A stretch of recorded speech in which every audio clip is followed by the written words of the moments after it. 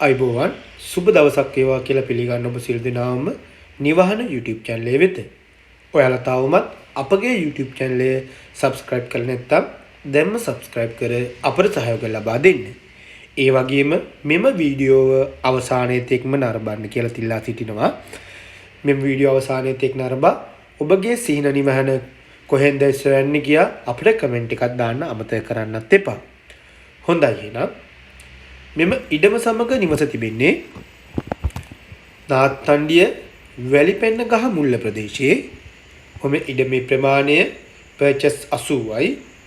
ජලය විදුලිය සෑම පහසුකමක්ම මෙම නිවසට තිබෙනවා.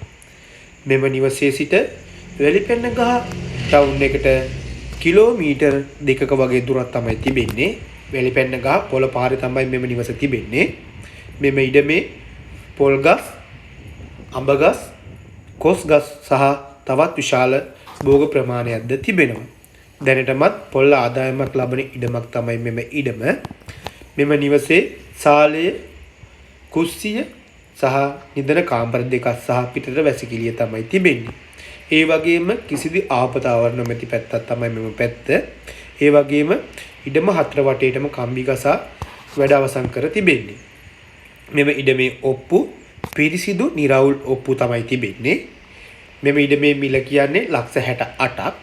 මිල ගණන් සාකච්ඡා කර ගැනීම හැකියාවද ඔයාලට තියෙනවා. හොඳයි. මම ඔයාලට වැඩි විස්තර දැනගන්න දුරකථන අංකය කියන්නම්.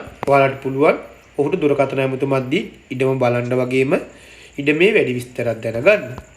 077යි 7යි 19යි 2008 ඔහුට ඇමතුමක් දී මිල ගණන් සහ ඉඩමේ වැඩි විස්තර දැනගන්න පුළුවන්.